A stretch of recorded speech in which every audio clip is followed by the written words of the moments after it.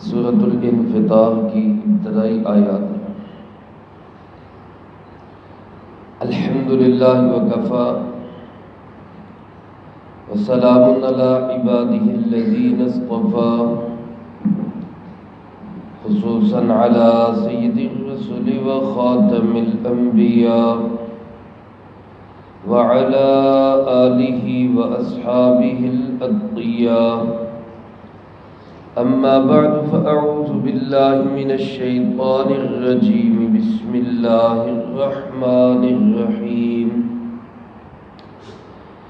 اذا السماء انفطرت واذا الكواكب انتثرت واذا البحار فجرت واذا القبور بعثرت علمت نفس ما قدمت وأخرت۔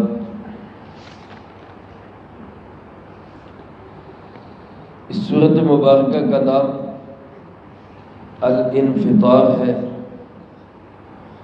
جو کہ اس کی پہلی ہی آیت سے لیا گیا ہے۔ مکی سورت ہے، ترتیب کے لحاظ سے اس کا نمبر 82 ہے، اور نازل ہونے کے اعتبار سے بھی اس کا نمبر 82 ہے۔ 19 آیات اور ایک رکوع پر یہ سورۃ مبارکہ مشتمل ہے۔ سابق سورتوں کی طرح اس سورۃ مبارکہ میں بھی اللہ رب العالمین نے قیامت کی ہولناکیوں کا ذکر کیا ہے کہ جس وقت قیامت آئے گی اس جہان کی کیا صورتحال ہوگی، اور پھر انسان کی تخلیق کا ذکر کر کے اس کو یاد دلایا انسان تیری ابتدا کیا ہے اور پھر تیری انتہا کیا ہے۔ اور خاص طور پہ اس سورۃ مبارکہ میں قیامت کا ایک نام یوم الدین، روز جزا، اس کی وجہ بیان کی گئی کہ قیامت کو یوم الدین کیوں کہتے ہیں، اور اس سورۃ مبارکہ میں نیک لوگوں کا اعزاز اور برے لوگوں کا انجام، اس کو بھی اللہ رب العالمین نے ذکر فرمایا ہے۔ ابتدا اس کی قیامت کی ان ہولناکیوں سے جو اس جہان پہ برپا ہوں گی۔ اللہ پاک ارشاد فرماتے ہیں اذا السماء انفطرت، جب آسمان پھٹ جائے گا۔ مفسرین کرام رحمہم اللہ فرماتے جب سے دنیا بنی ہے، اللہ پاک نے جب سے اس کائنات کو بنایا ہے، بڑے بڑے واقعات اس کائنات میں ہوئے اور ہو رہے ہیں۔ اس جہان میں بہت بڑے بڑے واقعات اور حادثات ہو رہے ہیں، لیکن سب سے بڑا حادثہ جو ہوگا وہ قیامت کا حادثہ ہوگا۔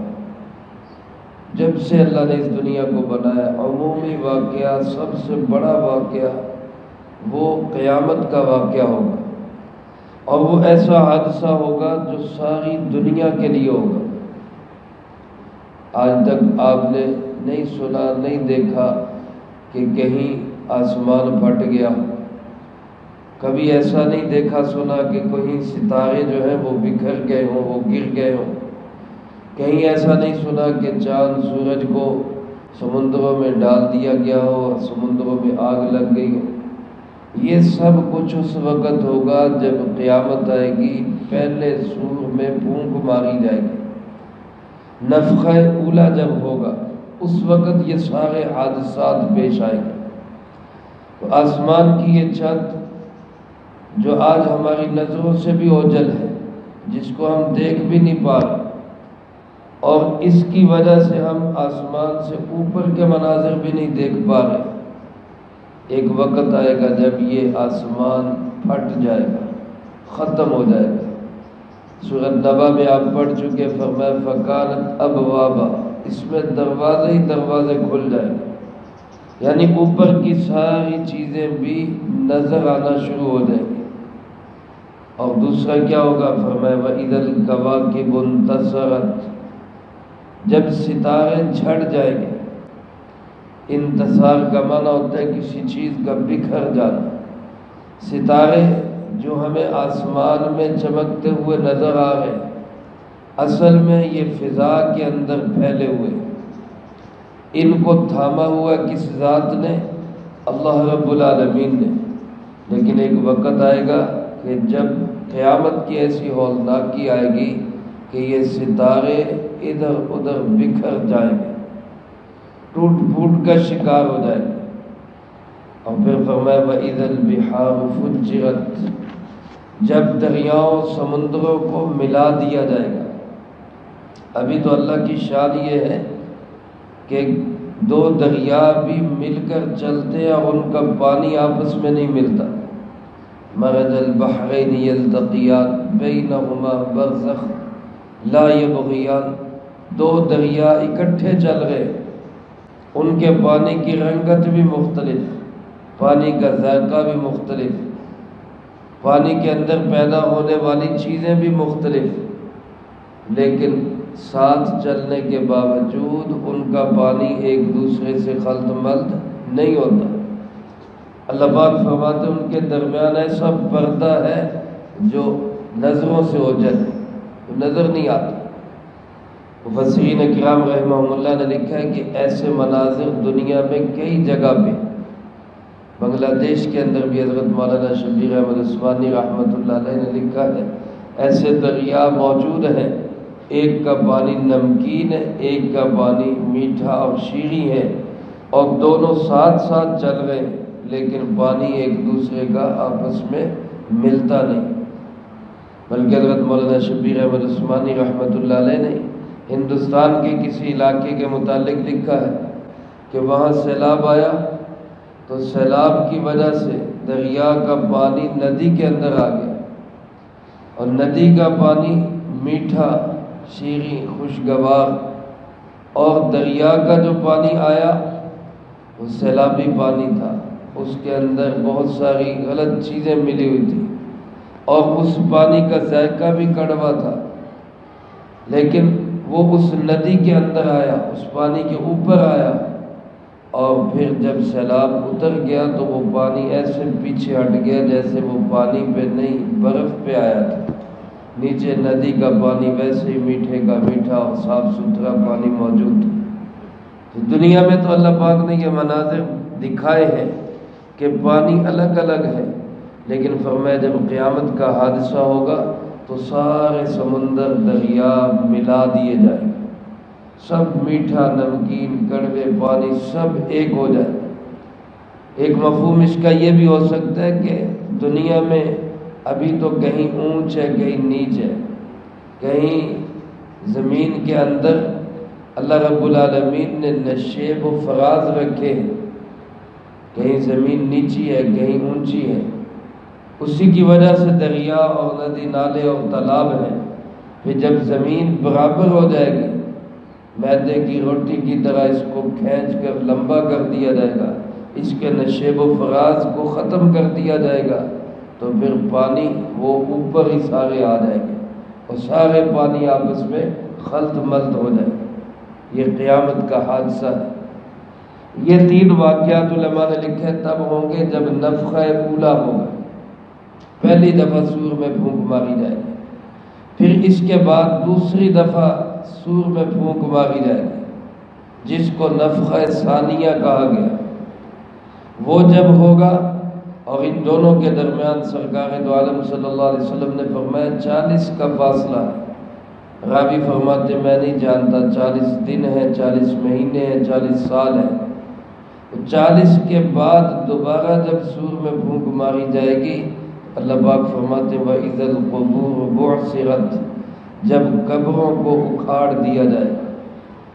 قبور، آج انسان قبروں میں پڑے ہوئے بعضوں کو صدیاں بیت گئی، صدیاں بیت گئی۔ حضرت آدم علیہ السلام سے لے کر آج تک سینکڑوں نہیں ہزاروں سال بیت گئے، لوگ قبروں کے اندر کوئی آرام فرما رہا ہے، کوئی اپنا عذاب جھیل رہا ہے، اور پھر قیامت تک جتنے انسان قبروں کے اندر آئیں گے، اللہ پاک فرماتے وہ وقت آئے گا جب قبروں کو زیر و زبر کر دیا جائے گا، ان کو اکھاڑ دیا جائے گا، مردے باہر نکال لیے جائیں گے۔ اس سے معلوم ہوا کہ قیامت کے دن جب لوگ جمع ہوں گے تو صرف ان کی روحیں جمع نہیں ہوں گی، یہی جسم جو اب ہمارا جسم ہے اسی جسم کو قبروں سے اٹھا کے زندہ کیا جائے گا۔ اور یہاں قبر سے مراد صرف مٹی کا ڈھیر نہیں، کوئی پانی میں بہہ گیا تو اس کی وہ قبر، کسی کو جلا دیا گیا تو اس کی وہ قبر ہے، کسی کو جانور کھا گئے تو ان کا پیٹ ان کی قبر ہے۔ جو جس جگہ پہ قبر کے اندر ہوگا اس کی قبر اکھاڑ کے اس کو زندہ کیا جائے گا، یہ سب اٹھا لیے جائیں گے۔ اللہ پاک فرماتے ہیں اس دن پھر کیا ہوگا؟ علمت نفس ما قدمت واخرت، ہر انسان کو لگ پتہ جائے گا۔ علمت نفس، ہر نفس جان لے گا، ما قدمت و ما اخرت، اس نے آگے کیا بھیجا اور پیچھے کیا چھوڑا، آگے کیا بھیجا اور پیچھے کیا چھوڑا۔ آگے بھیجنے کا مطلب مفسرین کرام رحمہم اللہ فرماتے ہیں ایک مطلب اس کا یہ ہے، آگے بھیجا جو عمل کیا، اور ما اخرت پیچھے چھوڑا کہ جو عمل نہیں کیا، یعنی جو اچھے اعمال کر لیے وہ تو آگے چلے گئے، جو اچھے اعمال چھوڑ دیے وہ پیچھے رہ گئے۔ اور ایک مطلب بعض علماء نے لکھا ہے کہ ما قدمت کا مطلب وہ عمل جو انسان خود اپنے ہاتھ سے کر گیا، وہ اچھا عمل ہو یا وہ برا عمل ہو، جو کر گیا وہ بھی سامنے آ جائے گا۔ اور ما اخرت جو پیچھے چھوڑ گیا، یعنی انسان کوئی کام چاہے نیکی کا یا بدی کا جو پچھلوں کے لیے رسم بنا کے چھوڑ گیا اس کا بھی بدلہ اس کو ملتا رہے گا۔ جیسا کہ ایک حدیث پاک میں رسول اللہ صلی اللہ علیہ وسلم نے ارشاد فرمایا، من سن سنتا حسنتا، جو شخص کوئی اچھا عمل دنیا میں جاری کر کے جاتا ہے، کوئی اسپتال بنا دیا، کوئی راستہ بنا دیا، کوئی مسجد بنا دی، کوئی مدرسہ بنا دیا، کسی طالب علم کو پڑھنے کے لیے مقرر کر دیا، کہیں پہ کوئی نیکی کا ایسا کام جاری کر گیا جس کو لوگ بعد میں کرتے رہے، تو فرمایا کہ جب تک یہ عمل ہوتا رہے گا اس عمل کو جاری کرنے والے کو بھی اللہ اجر و ثواب نصیب فرماتا ہے۔ دیکھو میرے عزیز دوستو، جتنے اعمال آج دنیا میں ہو رہے، جتنے اعمال ہو رہے، نماز پڑھی جا رہی، روزے رکھے جا رہے، حج کیے جا رہے، عمرے کیے جا رہے اور دیگر اچھے اعمال کیے جا رہے، غریبوں، یتیموں، مسکینوں، بیواؤں کا خیال رکھا جا رہا، ان سارے کاموں کو جاری کرنے والے کون تھے؟ وہ جناب محمد کریم صلی اللہ علیہ وسلم۔ تو جتنے لوگ جتنے اعمال کر رہے ہیں سب اعمال کا اجر جناب نبی پاک صلی اللہ علیہ وسلم کو جا، سب کے درجات بلند ہو گئے۔ حضرت شاہ ولی اللہ، امام شاہ ولی اللہ رحمۃ اللہ علیہ نے لکھا ہے کہ دنیا کے اندر جتنی جگہ پہ تراویح کی نماز با جماعت پڑھی جا رہی ہے، جتنی جگہ پہ، اب آپ اندازہ کریں رمضان شریف آتا ہے، سینکڑوں، ہزاروں نہیں لاکھوں مقامات پہ تراویح کی نماز با جماعت ہوتی ہے پوری دنیا کے اندر۔ اور یہ جتنی فرمائے با جماعت تراویح کی نماز ہو رہی ہے، اس کا آغاز کیا تھا حضرت عمر رضی اللہ تعالیٰ عنہ نے، تو فرمایا پوری امت پر عمر کا احسان ہے اور ساری امت کا ثواب کس کو جا رہا ہے؟ حضرت عمر رضی اللہ تعالیٰ عنہ۔ اسی طرح ہمارے دور کے اندر تبلیغ کا کام آج پوری دنیا کے اندر آ، دنیا کا کوئی ملک ایسا نہیں الا قلیل کہ جس ملک کے اندر تبلیغ کا کام نہ ہو، ہر جگہ پہ۔ اس تبلیغ کی ترتیب کو جاری کس نے کیا؟ حضرت مولانا محمد الیاس رحمۃ اللہ علیہ، اللہ ان کی قبر پہ کروڑوں رحمت نازل فرمائے۔ تو جتنی جگہ پہ گشت ہو رہے، تعلیم ہو رہی، بیانات ہو رہے اور لوگ اللہ کے راستے میں وقت لگا رہے، سب کا اجر و ثواب کس کو جا رہے؟ حضرت مولانا الیاس رحمۃ اللہ علیہ، اور ان سے آگے پھر جناب نبی پاک صلی اللہ علیہ وسلم تک۔ تو میرے عزیز دوستو، جو کوئی بھی اچھا عمل دنیا کے اندر چھوڑ کے جائے گا یہ ما اخرت ہے، جو خود کر کے وہ تو ما قدمت ہے، اور جو پیچھے دوسروں کے لیے ایک اچھا عمل چھوڑ گئے یہ ما اخرت ہے۔ اسی طرح گناہ کے کام ہے، کوئی شخص اپنی زندگی کے اندر نعوذ باللہ سینما دیکھتا رہا، سینما بنایا، سینما دیکھتا رہا، اب اس کو گناہ ہوگا، یہ ما قدمت ہے، آگے بھیج دیا اس کو۔ اب وہ سینما باقی ہے، بعد میں جتنے لوگ اس کو دیکھتے رہیں گے یہ ما اخرت ہے، اس کا وزر اور اس کا وبال بھی اس شخص کو پہنچتا رہے۔ تو اچھا عمل جاری کر کے جائے گا، اچھے کا ثواب ملے گا، برا عمل جاری کر کے جائے گا، برے کا ثواب ملے گا۔ کوئی بدعت، کوئی رسم، کوئی رواج، کوئی غلط کام لوگوں کے اندر پیدا کر کے چلا گیا، خود تو چلا گیا، لیکن جتنے لوگ اس برے کام کو کرتے رہیں گے اس کو بھی اس کا وبال بھگتنا پڑے گا۔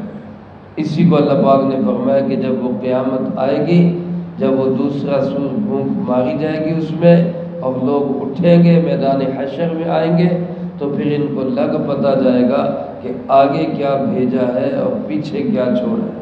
اس لیے میرے عزیز دوستو، کوئی ایسی نیکیاں ہم کر کے جائیں کہ ہم مر بھی جائیں، ہمارے مرنے کے بعد بھی اس کا اجر ہمیں ملتا رہے۔ اس میں سب سے آسان نیکی یہ ہے کہ ہم اپنی اولاد کو نیک بنا، اپنی اولاد کو نماز پہ کھڑا کر دیں، اپنی اولاد کو مسجد مدرسے کے ماحول سے جوڑ دیں۔ ہم چلے بھی جائیں گے، ہماری اولاد جتنے نیک اعمال کرے گی اس کا ثواب ہمیں ضرور ملتا رہے گا۔ اللہ مجھے آپ کو سب کو عمل کی توفیق نصیب فرمائے، جو کہا سنا اس کو زندگی میں لا کے دوسروں تک پہنچانے کی توفیق عطا فرمائے۔